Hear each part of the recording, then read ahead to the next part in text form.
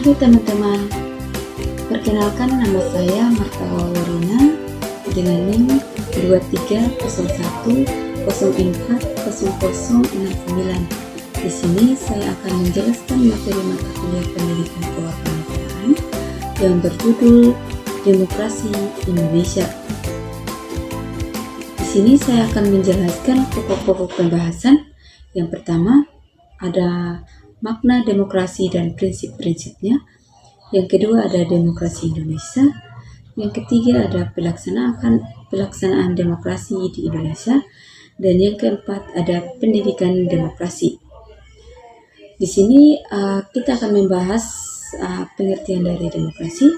Demokrasi adalah sistem pemerintahan yang menjunjung tinggi kedaulatan rakyat. Nah, di Indonesia ini demokrasi telah menjadi fondasi penting bagi pembangunan dan kemajuan bangsa. Nah, makna demokrasi dan prinsip-prinsipnya dibagi dalam 3 bagian, yaitu kebebasan, kesetaraan, dan kedaulatan rakyat. Kebebasan, demokrasi memberikan kebebasan bagi warga negara untuk berekspresi, berpendapat, dan berpartisipasi dalam proses politik. Nah, kemudian ada kesetaraan. Nah, ini setiap warga negara memiliki hak dan kewajiban yang sama di hadapan hukum dan pemerintahan.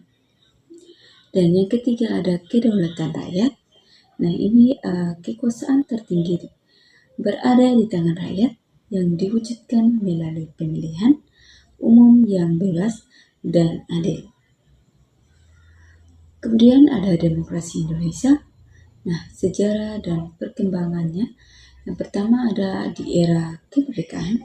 Demokrasi Indonesia dimulai dengan proklamasi kemerdekaan pada tahun 1945 dan penerapan sistem parlementer. Yang kedua ada masa Orde Lama. Nah, ini ditandai dengan penerapan demokrasi terpimpin di bawah kepemimpinan Presiden Soekarno. Yang ketiga ada masa Orde Baru. Nah, selama 32 tahun, Orde Baru menerapkan demokrasi Pancasila yang terbatas dan dipimpin oleh Presiden Soeharto. Nah, kemudian ada pelaksanaan demokrasi di Indonesia. Adapun tantangan dan capaiannya.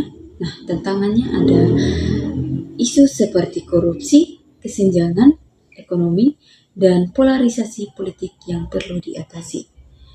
Dan juga konsolidasi demokrasi. Nah, upaya untuk memperkuat lembaga-lembaga demokrasi dan budaya demokrasi di masyarakat. Kemudian ada capaiannya. Nah, Indonesia telah berhasil melakukan transisi menuju demokrasi yang lebih terbuka dan partisipasi. Dan juga ada inovasi. Nah, pemanfaatan teknologi digital untuk meningkatkan partisipasi dan keterlibatan masyarakat. Kemudian ada peran pendidikan dalam memperkuat demokrasi. Yang pertama ada kurikulum demokratis yang mengintegrasikan nilai-nilai demokrasi ke dalam kurikulum pendidikan. Yang kedua ada pendidikan kewarganegaraan. Nah, ini menanamkan pemahaman dan keterampilan bagi warga negara yang aktif. Dan yang ketiga ada berpikir kritis, mengembangkan kemampuan berpikir kritis dan analitis di kalangan peserta didik. Dan yang terakhir ada keterlibatan masyarakat. Nah, ini mendorong partisipasi aktif masyarakat di dalam proses pendidikan. Partisipasi masyarakat dalam demokrasi Indonesia. Yang pertama ada pemilihan umum. Nah, ini masyarakat berpartisipasi dalam pemilihan umum untuk memilih wakil-wakil rakyat. Dan yang kedua ada organisasi masyarakat sipil. Nah, masyarakat terlibat dalam organisasi non-pemerintah untuk mengadvokasi isu-isu publik. Dan yang ketiga ada diskusi publik, di mana masyarakat berpartisipasi dalam diskusi dan debat publik untuk menyuarakan aspirasi.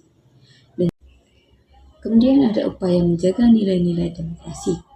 Di sini yang pertama ada memperkuat lembaga demokrasi yang memastikan integritas dan akuntabilitas lembaga-lembaga demokrasi seperti DPR, KPK, dan pemilu.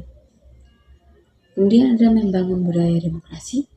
Nah, ini menanamkan nilai-nilai demokrasi seperti toleransi, pluralisme, dan kebebasan berekspresi.